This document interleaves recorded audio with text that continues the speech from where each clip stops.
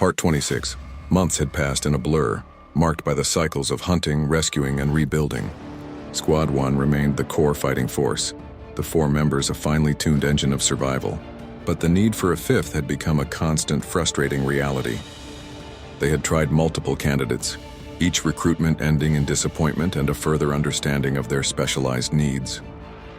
There was Alex, a promising scout who proved to be too slow in a high-speed engagement, his hesitation costing them a crucial advantage. Then came Marcus's cousin, a Marine vet named Jake whose reckless bravado nearly got the entire team killed in a skirmish against a small demonic pack. They had also tried a young woman named Lily, a survivor with an infectious comedic wit, but her clumsiness in the field turned out to be a liability. The final prospect was another veteran, but he and Lena had no team chemistry, their clashing methods creating a disharmonious unit that jeopardized every mission. Each failure served as a grim reminder of the delicate balance required for survival and the immense pressure of living up to Elias's brutal mandate. Part 27. Just as hope for a 5th member began to wane, they found John. He wasn't a veteran in the traditional sense, but something far more specialized. He was a linguist by trade with a highly creative talent for making things go boom. The squad first encountered him during a scouting mission in a flooded, overgrown section of a former industrial park. John had laid a series of carefully concealed explosive charges, rigging a trap for a large demonic convoy. When the convoy triggered the trap, the resulting chain reaction was a symphony of destruction, a carefully orchestrated chaos that devastated the demonic forces. After the dust settled, they found John sitting on a makeshift boat, calmly pouring water out of his boots. He grinned when they asked about his history. "I hopped around a lot before that and got really tired of soggy socks," he explained with a casual shrug. The veterans in Squad 1, who had been conditioned to distrust anyone with a loose tongue and a civilian disposition, were immediately put on edge. But there was an undeniable competence and quiet menace beneath John's carefree exterior. Part 28. Elias, with his ancient wisdom, saw something in John that the others missed. He saw a creative and tactical mind, an unconventional thinker who didn't follow the rules but understood their fundamental purpose. He didn't need to explain John's talent. The squad members, all seasoned combat veterans, knew a force multiplier when they saw one. John was a wild card, but in a war against demons and zealots, a wild card was often the most powerful card of all. With Elias's recommendation, and a series of explosive trials that proved John's skill was no joke, Squad 1 finally found their 5th member. Their first mission with John was a dangerous one, clearing a fortified enemy encampment. The encampment was a stronghold for both human collaborators and a significant demonic presence. John, with his unconventional approach, didn't just plant explosives. He used them to manipulate the environment, creating traps and diversions that threw the enemy into disarray. The operation was a resounding success, and the veterans, who had initially been wary, quickly learned to trust John's unorthodox methods. The once fractured team was now complete, their varied skills and experiences finally clicking into a cohesive, deadly unit. The seeds of destiny had provided them with a new kind of salvation, a wild, creative, and destructive force that would help them win the war against the encroaching darkness. Part 29. The integration of John proved to be the final piece of the puzzle for Squad 1. Their missions, once tense and cautious, took on a new, more aggressive rhythm. John's innovative use of explosives allowed them to bypass heavily fortified positions and neutralize larger demonic groups with greater efficiency. He shared his own personal yet unorthodox way of seeing the battlefield, at least as much of his personal version of chaotic thought process as he could explain to them. Lena, the sharpshooter, learned to anticipate John's demolitions, setting up her shots to maximize the chaos. Grinder, the stoic ranger, found new respect for John's unconventional tactics, realizing that brute force was not always the most effective solution. With the team fully operational, Elias began to expand their mandate. They were no longer just a rescue and recon squad, they were a mobile strike force tasked with taking the fight directly to the enemy's strongholds. Their new objective was to dismantle a major demonic nexus located in the ruins of a former military base. This was a high-stakes operation, one that would test their newfound cohesion and push their skills to the absolute limit. They knew the base would be heavily guarded by both demons and fanatical human collaborators, But they also knew that a successful operation could significantly cripple the enemy's ability to operate in the region. The seeds of destiny, once a symbol of hope and healing, were now a weapon in a war they intended to win. Part 30. The briefing for the assault on the demonic nexus was grim. Lena, with her sharpshooter's eye, laid out the plan, her hands tracing a holographic map projected by one of Elias's devices. The base's outer perimeter was a grotesque display of demonic artistry, a pulsating web of sinew woven with the mangled body parts of victims, a chilling warning to any would-be intruders. The air carried a constant faint whisper of their last tormented screams. They had identified a weak point in the perimeter, a rusted access gate near the main building, where the demonic sinew was thinner and the sentry patrols were less frequent. The main building itself, a former command center, was now a major nexus point humming with dark energy. Curiously, its entire ventilation system was handled by just 2 rooftop units, less than 10 feet apart, a glaring vulnerability that John had quickly identified. "We go in quiet," Lena's voice was low and steady. "John, you're our key. Get the gas and the dust into those rooftop units. Jess and I will be our eyes and ears from the ridge. 5-minute timer for the gas, then the dust follows," John added, his voice unusually serious. "That's how long it takes for the gas to spread. After the boom, the cleansing fire is going to be a show."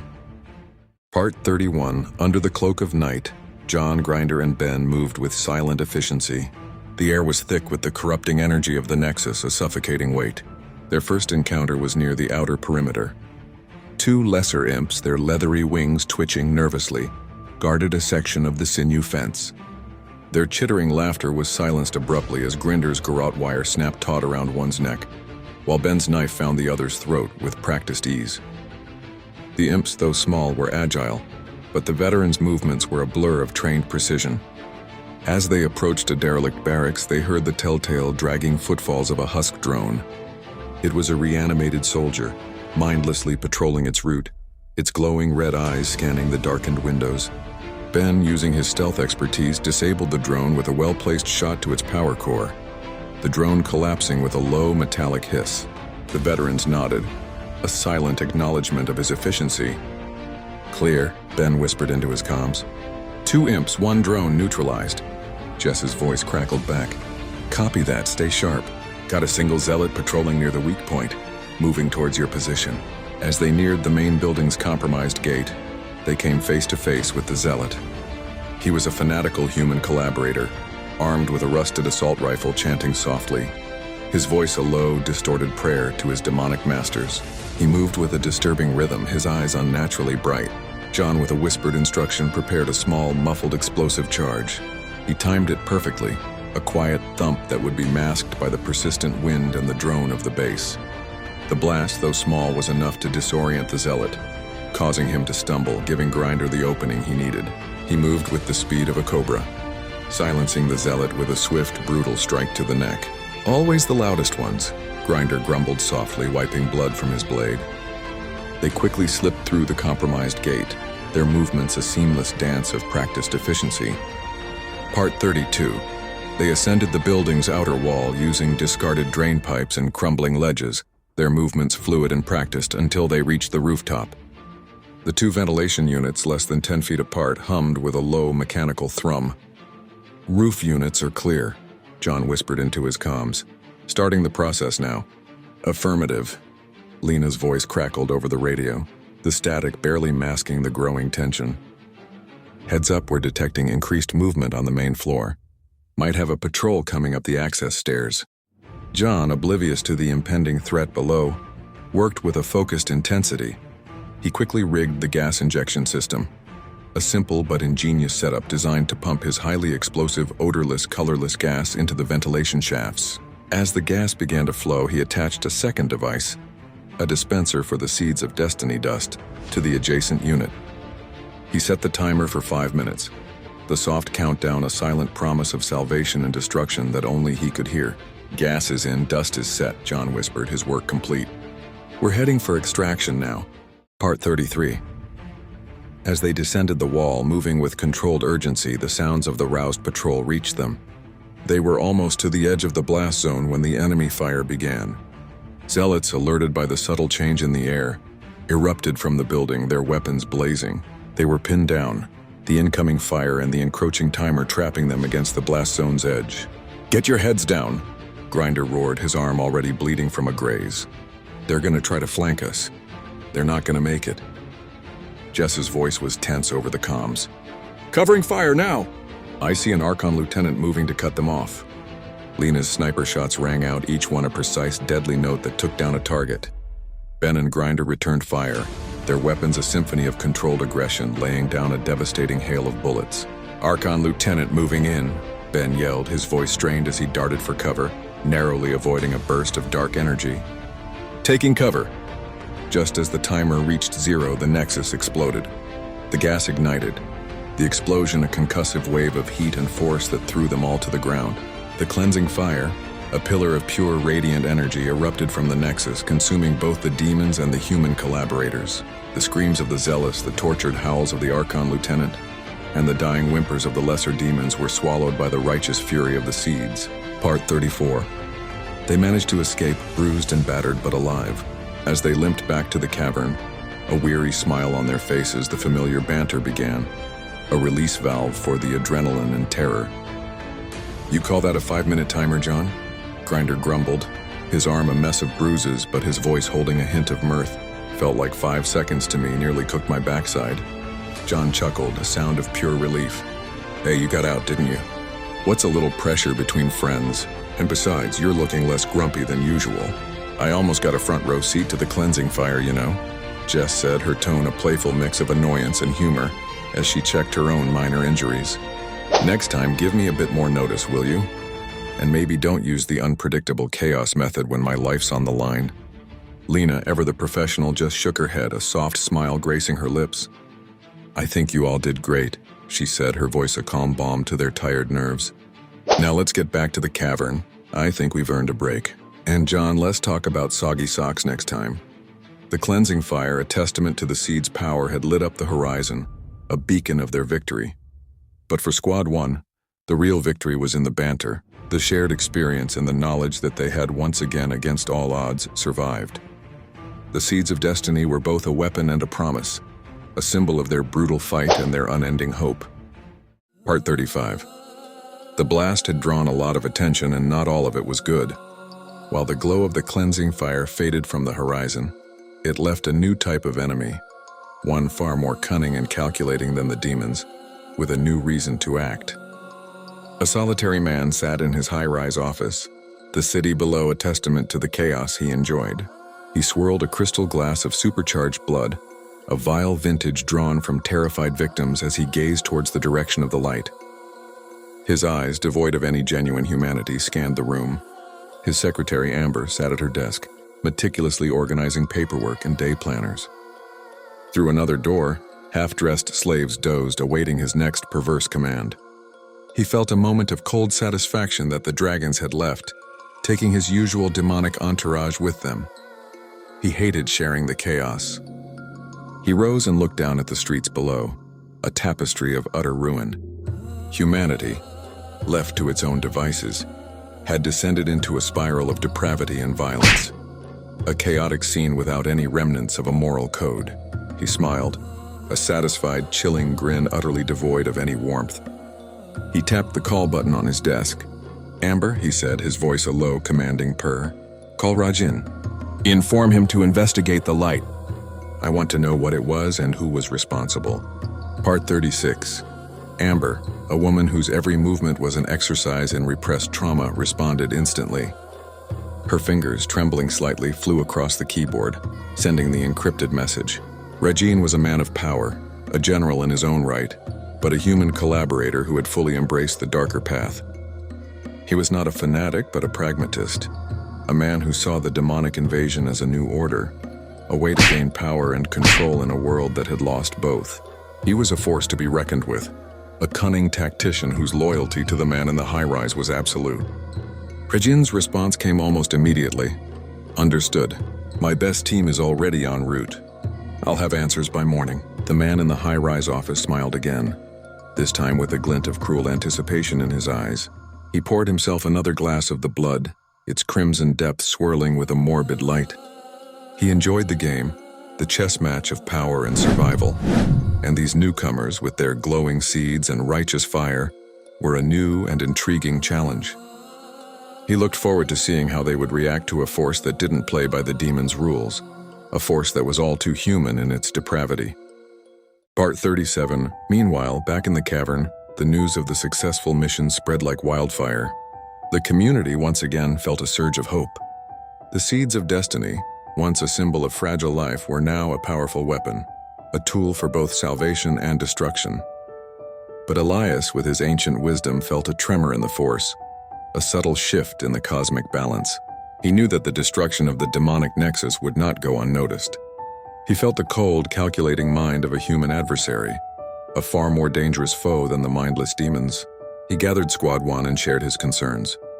"The blast has drawn attention," he said, his voice low and serious. "The enemy is not just the demons anymore. A new player has entered the game, a human with a twisted sense of order and power. We must be more vigilant than ever. Our sanctuary is known. We must prepare for a different kind of war. A war against a human who has chosen to become a monster." The seeds of destiny had given them hope, but they had also drawn the attention of a power-hungry human who saw their light as a threat to his new world order. The real battle, the one for the soul of humanity, had just begun. Part 38. Rajin, a man whose ambition had only grown in the ruins of the world, considered his options. A decisive victory against these newcomers and their mysterious glowing light would certainly be appreciated by Judas, the name he used for the man in the high-rise. But for that, he needed intelligence. He waited impatiently for his team to return. They were among the best before the world had fallen into chaos, and they were still the best now. They would blend in completely, their faces and demeanor erased of any distinguishing features. They would make conversation, follow the breadcrumbs, and return with steak and potatoes, a rich meal of information. He grinned at the thought, a predator anticipating its feast. Meanwhile, within the protective embrace of the cavern, Elias's people were heeding his warning. A new sense of purpose, tinged with a fresh layer of dread, had settled over the community. The days of simply reacting were over. The defense was now proactive, strategic, and far more subtle. Elara, her authority solid, oversaw the sentry posts, her uncanny ability to spot malevolent intent proving invaluable. Guided by Elias's wisdom and the builder's expertise, the community began a new phase of construction. Extra fortifications and specialized barriers were being added, narrowing the gaps at the entry points to force all approaching traffic into close proximity with the life-giving and truth-revealing trees. Part 39. Beyond the physical defenses, a different kind of war preparation was underway. Teams of skilled professionals, once full-time experts in their fields, were now covertly installing automated anti-aircraft systems and fast-track countermeasures in concealed, strategic locations. These teams, moving with silent efficiency, consisted of former military contractors, engineers, and technicians.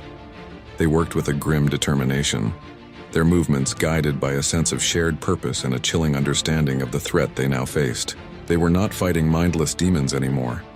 They were preparing to fight a cunning human adversary who could and would use human tactics against them. Part 40. Rajin's team, true to his expectations, returned with a wealth of information. They had observed the strange bioluminescent plants, witnessed the quiet efficiency of the sentries, and heard whispers of the seeds of destiny. They had learned of the cavern's location, its narrow, easily defensible entrance, and the strange, purifying aura that repelled the demons. But most importantly, they had identified the weakness, the trees. They couldn't touch them, but a human could. Rajin's grin widened. He knew that brute force would not be enough. He needed a human element, a psychological weapon.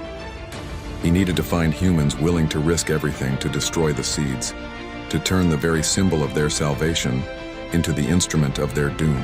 He began formulating a plan, a devious and twisted strategy that would exploit the seed's own rules and bring down their sanctuary from within. The game had just gotten a lot more interesting. Part 41. Rajin's team returned not just with information but also a few people who gladly followed for expected payment, and a couple of actual residents who'd wandered out of the settlement to carry food and clean water to a refugee camp. His grin was a response to the cold, twisted, and calculated anticipation of the coming discussions he had for these two do-gooders.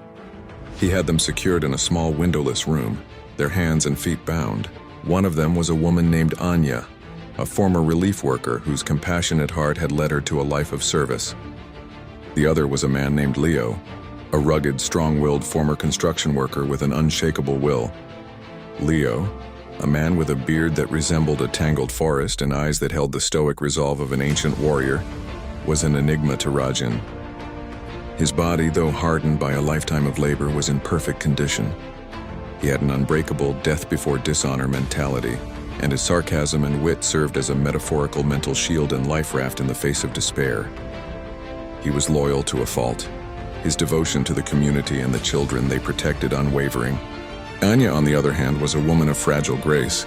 Her warm, loving heart was her greatest strength, but it was also her greatest weakness. She was a woman who was easily overwhelmed, a fragile vessel in a world of monsters. Part 42. Rajin, with a cold, analytical precision, began his interrogations. He started with Anya, knowing that her warm heart was her most vulnerable point. He used coercion, offering her false promises of safety and a comfortable life in exchange for information. He painted a picture of a world restored, a world where her compassion would be valued and her gentle nature protected. He offered her a life free of the brutal choices and moral compromises of the cavern, a life where her do-no-harm philosophy could once again be her guiding principle. But Anya, though tempted, was not swayed. Her love for the children, for the community, was stronger than her fear. Next, he turned to Leo. He used temptation, offering him power and a place of honor in his new world order. He appealed to his pride, to his desire for control and his loyalty. He offered him a life where his strength and resolve would be celebrated, a life where he could be a king among men, a protector not of a small, insignificant cavern, but of a vast, new empire. But Leo, with his unbreakable will, was unmoved. His wit and sarcasm, his mental life raft, deflected every offer. "I've seen your kind of power," he said, his voice laced with contempt. "And I'd rather die with a clear conscience than live as a puppet." Part 43. Rajin, his patience wearing thin, moved to more insidious tactics. He used psychological warfare, isolating them and manipulating their environment to sow seeds of doubt and despair. He knew their minds were their most vulnerable point, and he was a master of psychological manipulation. He fed them false information, twisting the truth to make them doubt their community, their leaders, and their purpose. He made them question their resolve, their love, and their hope, using their own compassion and loyalty against them. He exploited Anya's empathy, whispering dark suggestions that her caring had put others at risk. He played on Leo's protective instincts, suggesting his unwavering will was a selfish act that endangered his loved ones. He showed them footage from his team's reconnaissance, the narrow cave entrance, the fortified walls, the glowing trees. He revealed the vulnerability of the saplings, the fact that a human could destroy them. He told them of the volunteers who had willingly joined his cause, men and women who, for a price, would gladly enter their sanctuary and destroy their life-giving trees. He painted a picture of a world without the seeds of destiny, a world plunged back into darkness, a world where the demons would reign supreme. Part 44. Leo, facing the psychological onslaught, deflected with his characteristic wit. When Rajin tried to break him with relentless, repetitive questioning, designed to wear down his defenses, Leo responded with unwavering sarcasm. "So, Leo," Rajin began, his voice a cold purr, "tell me about your little project, your groundbreaking discovery." "It's quite something," Leo replied, his voice calm, an unsettling contrast to Rajin's demeanor. "Like discovering the secret to perpetual motion, but with fewer exploding gears. You'd be fascinated, I'm sure." Rajin's expression remained stern. "I'm not interested in your dramatic descriptions, Leo. I want the details, the process, the components, the results." "Oh, it's all very complex," Leo said, a hint of a smile in his voice. "Requires a certain knack, you see. Not just anyone can handle this kind of genius. You'd need a new set of brain cells, perhaps, to even begin to grasp it." Rajin leaned forward, his voice a low growl. "You think you're clever, don't you?" "I've been told," Leo quipped. "But don't worry, I'm sure you have your own unique talents, perhaps in the field of glaring menacingly. You're quite good at that." Rajin's eyes narrowed. "You'll be telling a different story soon enough, Leo. You'll tell me everything I want to know." "I'm an open book," Leo responded. "Just not one you can read with that kind of attitude. You'll just have to tolerate my wit a little longer. Who knows? Maybe you'll even learn something about the art of a well-timed comeback. The constant verbal jab served as a vital anchor for Leo, preventing Rajin from gaining a psychological foothold. But Rajin was nothing if not patient. He would simply shift his focus to Anya, then back to Leo, relentlessly probing for any sign of a crack in their defenses. The game of psychological warfare had begun, and the stakes were nothing less than the soul of their new civilization. Part 45. Rajin's psychological warfare continued, and Anya's resistance, while different from Leo's open defiance, was grounded in a form of mental compartmentalization. Instead of lashing out, she turned inward, creating mental walls to protect her core beliefs. When Rajin exploited her empathy, describing the horrible fates awaiting the people in the cavern, Anya focused on a mental image of the children in the cavern, their faces filled with hope and light. She visualized the love and security they felt in the cavern, especially those rescued from the orphanage. The vivid memory of their happiness and Liam's quiet strength served as a grounding force, reinforcing that her refusal to betray them was the truest form of love she could offer. Part 46. When Rajin tried to use the do-no-harm principle against her, she recalled Marcus's internal struggle and the ultimate realization that some harsh acts were required to protect the greater good. She knew Elias's orders, though brutal, were a necessary adaptation of her philosophy, a choice for the survival of the many over the perceived comfort of the few. She used this memory as a mental shield, a justification for her refusal to cooperate. Rajin's constant attempts to break her with emotionally overwhelming stimuli were met with a similar tactic. Instead of letting the stimuli overwhelm her, Anya compartmentalized her emotions. She focused on the small acts of kindness and connection she experienced in the cavern, drawing strength from the communal spirit. She remembered the quiet courage of others, realizing that her compassion was not a vulnerability but a precious finite resource that she would not allow to be corrupted. Part 47. When Rajin tried to isolate her with false information, telling her the seeds were failing and the cavern had been overrun, Anya drew on her faith in her community. She recalled the collective strength, the daily rituals, and the shared purpose. She knew the seeds were growing and spreading, a constant source of life. She trusted the people she had grown to love, and their shared purpose was a testament to their enduring hope. Her compartmentalized memories and beliefs served as an internal compass, guiding her through the maze of Rajin's lies and manipulation. Rajin's tactical narratives and emotionally overwhelming stimuli were deflected by her mental shields, leaving her core beliefs and values intact. He could not break her, for her spirit, though fragile, was rooted in a love and hope that he could not comprehend. Part 48. The psychological assault continued, with Rajin relentlessly probing for a weakness in Anya's resolve. He shifted his tactics, focusing on her memories, attempting to corrupt them. "Remember that old woman you helped, Anya?" he began, his voice a low, insidious whisper. "The one with the shaking hands and the empty eyes? You thought you were a savior, but what if I told you she was already corrupted? What if your compassion simply gave her the strength to deliver more children to the demons?" Anya's mental walls shuddered but held firm. She remembered the old woman, her frail body, her desperate thanks. Rajin's words were a venomous lie, designed to poison her memories. But Anya had compartmentalized this too. She recalled the seeds of destiny and their purifying power. The woman was an infection, yes, but her compassion had not been a weakness. It had been a test, and she had passed it. "You don't know me," Anya whispered, her voice surprisingly steady.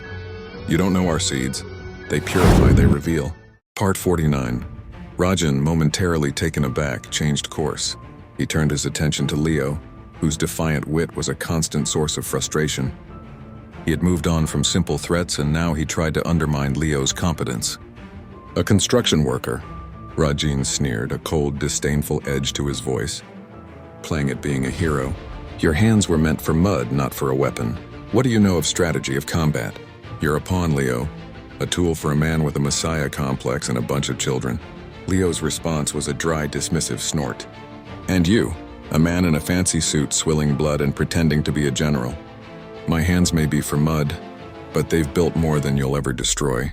And my messiah complex friend has a pretty good track record, wouldn't you say? Your minions' former homes are now a testament to our lack of strategy. You're an expert in destruction, I'll give you that. But building? You wouldn't know the first thing about it." Part 50, Rajin, his face a mask of controlled fury, moved on to the final stage of his interrogation. He combined his psychological manipulation with a form of sensory deprivation, an attempt to break their mental fortitude by removing all external anchors. He plunged them into a world of darkness and silence, a place where their own minds were their only company.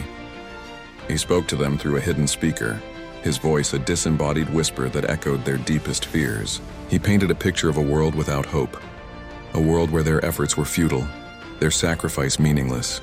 But Anya and Leo, though battered and bruised, held firm. Anya's compartmentalization served as a mental sanctuary, a place where she could retreat from the darkness and find solace in her memories. Leo's wit, though silenced, remained an internal fire, a defiant spark that refused to be extinguished. Their shared ordeal had forged an unbreakable bond between them, a silent understanding that they were not alone. Rajin's tactics, designed to isolate and break them, had instead strengthened their resolve.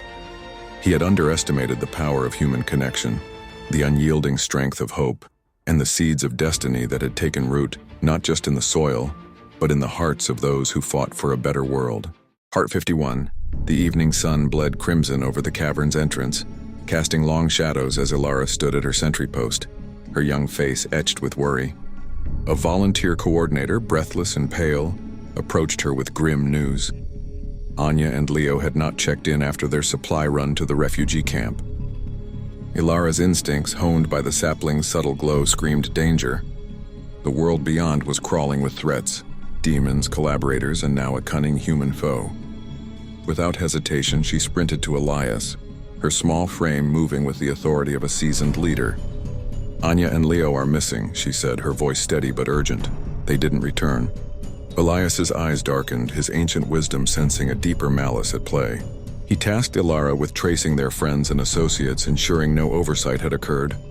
Then with a heavy heart, he summoned Dave, Sarah, and Squad 1 to the inner cavern, where the great tree's roots pulsed with life.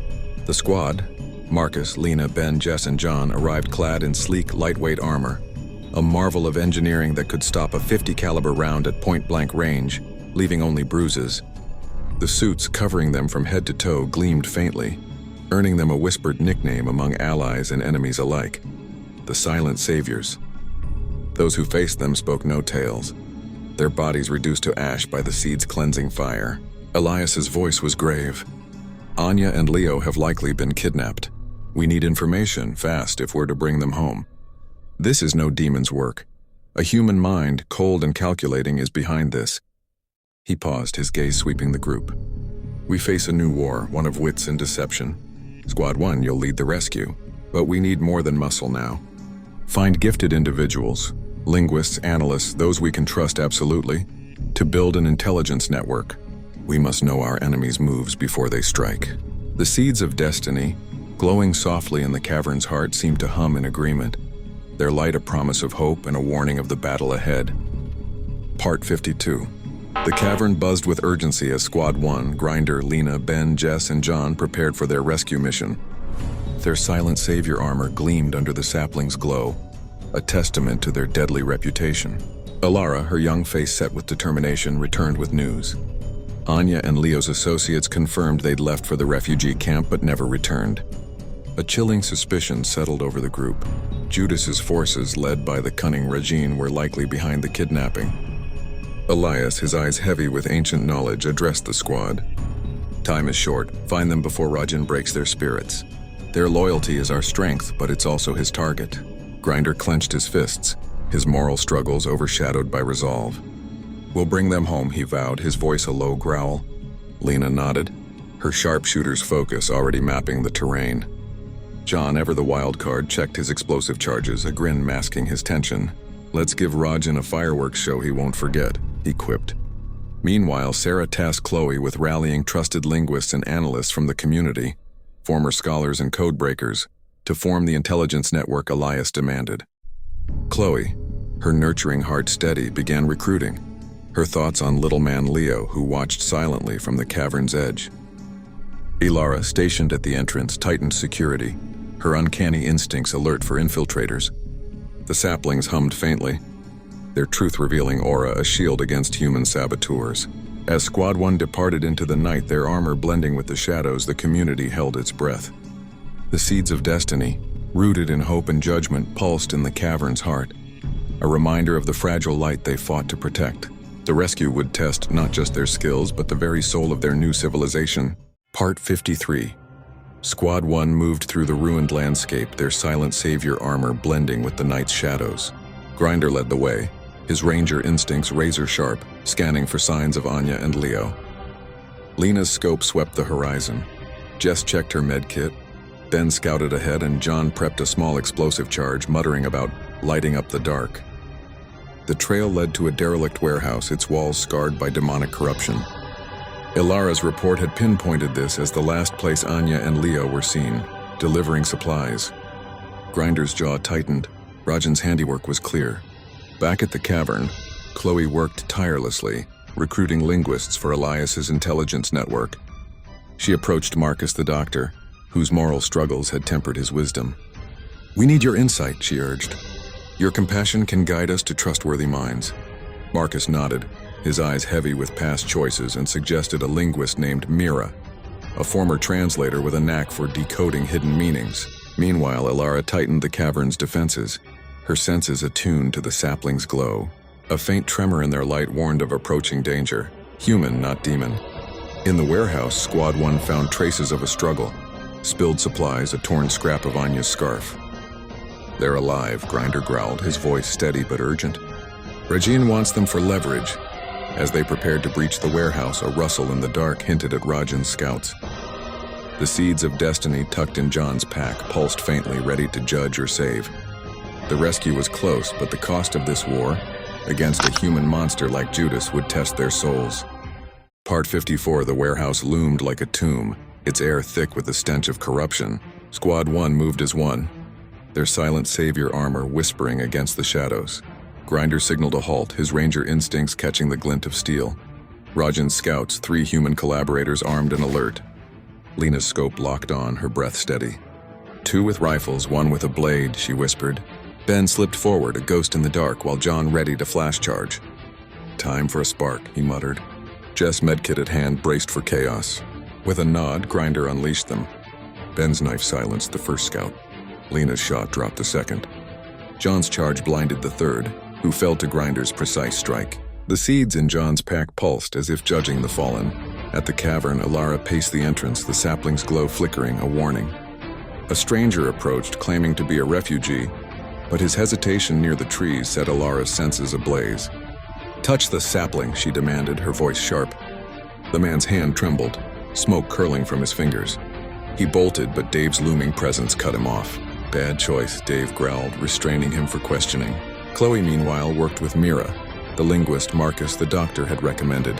Mira's keen ear deciphered a coded message from a captured collaborator's gear, hinting at a high-rise stronghold where Anya and Leo were held. "It's Judas's domain," Mira warned, her voice tense. Elias nodded, his ancient eyes heavy.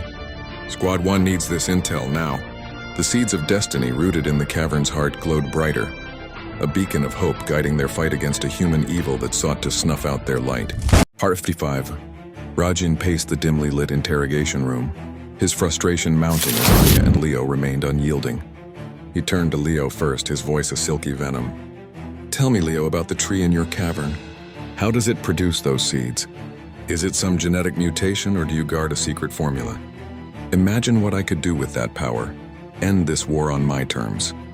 Leo chuckled, his eyes gleaming with mockery. "Oh, it's a real family recipe. Mix a dash of hope, a sprinkle of resolve, and bake under the light of sheer stubbornness. You'd burn it trying to copy, Rajin. Your hands are too dirty for that kind of pure work." Rajin sneered, shifting to Anya. "And you, with your bleeding heart, how do the seeds heal the infected? Do they rewrite DNA, or is it some placebo faith? Share it, and I could save lives. Spare the children you claim to love from suffering." Anya met his gaze calmly, her voice soft but firm. "The seeds reveal truth, not tricks. They heal because they expose what's rotten. Your kind twists everything. You'd poison them before understanding. My compassion isn't for sale." Rajin's fists clenched. What defenses guard the saplings? Are they vulnerable to fire, poison, or a simple blade?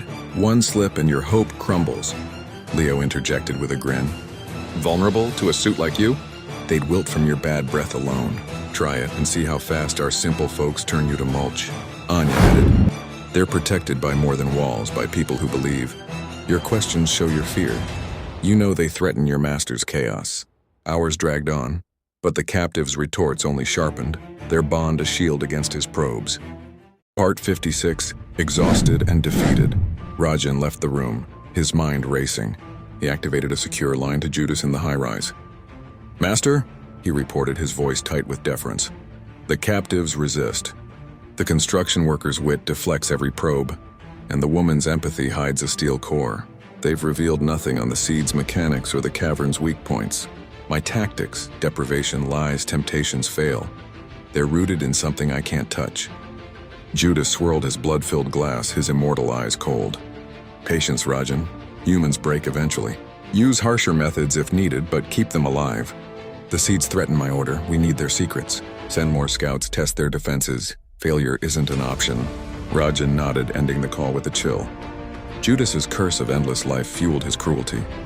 Rajin knew one misstep could end his own. He ordered reinforcements, plotting to turn volunteers into saboteurs, but doubt crept in.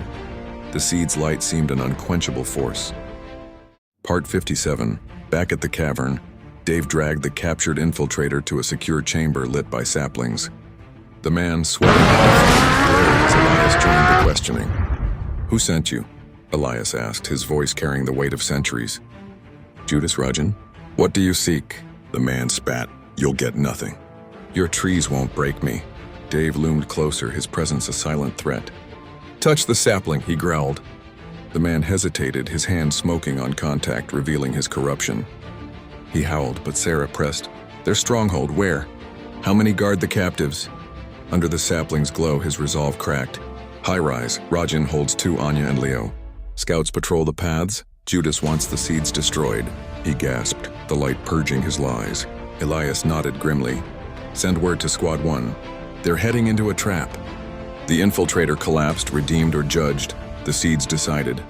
Part 58. Squad 1 pressed on through multi-day travel, the ruined terrain a gauntlet of threats. On day 1, near a shattered bridge, they ambushed a collaborator convoy. 4 humans herding bound captives toward Judas's domain. Grinder charged, his ranger precision felling 2 with silenced shots. Lena's rifle dropped another. Ben's stealth took the last. John rigged a small charge to destroy their vehicles. The freed captives, 5 weary survivors, gasped in relief. "Head to the refugee camp near our settlement," Jess urged, handing them seeds. "They'll guide you home." Day 2 brought a random skirmish with lesser demons skulking in a fog-shrouded forest. Ben spotted them first, his knife flashing. Grinder and Lena provided cover, John's flash charge disorienting the beasts. Seeds scattered, their light consuming the corrupted. 3 more captives emerged from hiding, directed to the camp. "Your armor, you're the silent saviors," one whispered. By day 3, fatigue set in, but Elias's relayed intel from the infiltrator sharpened their focus. The high-rise loomed ahead, Rajin's lair. Grinder signaled halt, traps await. "We go in smart."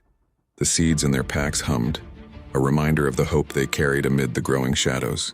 Part 59. The silent saviors slipped into the city's skeletal ruins, ghosts in their gleaming armor, moving under a moonless sky. Grinder led with a ranger's precision, his eyes scanning for threats. Lena's scope tracked shadows, Jess guarded their flank, and Ben melted into the darkness, scouting ahead. John, his Black Ops instincts razor-sharp, took point, his movements fluid, only a grin and a muttered, "Hoppin' ponds again, soggy socks and all." His squad mates smirked, but asked no questions. The city, Judas's domain, pulsed with corruption, human and demonic. The silent saviors avoided contact, their armor muffling every step. Their mission: find Anya and Leo, held in Rajin's high-rise stronghold. They needed intel, not bodies, so they targeted mid-level security. Collaborators with enough rank to know plans, but not so high as to draw Judas's eye. Near a crumbling plaza, Ben spotted a patrol. 2 guards, one with a captain's insignia. "Mid-level," he whispered. John nodded, his hand on a silenced blade, not a charge. With a signal, Ben darted forward, his stealth pinning one guard. John's blade flashed, silencing the other before he could scream. The captain, dragged into an alley, trembled under Lena's cold stare. "Where's Rajin holding the captives?" she demanded. The seeds in John's pack glowed faintly, ready to judge. The captain's eyes darted, fear betraying his loyalty to Judas's cursed empire. Part 60, the captain squirmed, his voice cracking. High rise, top floors. Rajin's got them in a sealed wing. Guards everywhere. John leaned in, his friendly wit a mask for menace. Guards, huh? How many?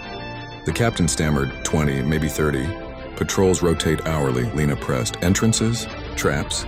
He spilled. Service elevators lightly guarded, but there's a biometric lock. The seed's glow intensified, burning the captain's hand when he lied about traps. He gasped, confessing, pressure plates on the main stairs. Grinder ended the interrogation with a swift knockout, leaving the captain bound for later. Good work, he growled, trusting John's finesse. The squad moved deeper, silencing 2 more lone collaborators, a scout and a courier, with Ben's stealth and Jess's precise strikes. Each whispered of the high-rise's defenses, confirming the captain's intel. They freed a captive family hiding nearby, directing them to the refugee camp. Follow the seed's light, Jess urged, handing them a glowing seed. As they neared the high-rise, its spire loomed like a dark altar to Judas's chaos. John's eyes narrowed, mapping entry points. Service elevator it is, he said, his wit sharp. Let's make Rajin wish he'd stayed across the pond. The silent saviors vanished into the shadows, the seeds of destiny pulsing in their packs, a beacon of hope against the immortal evil they hunted. Part 61. The silent saviors crouched in the city's shadows, the high-rise's spire a dark challenge.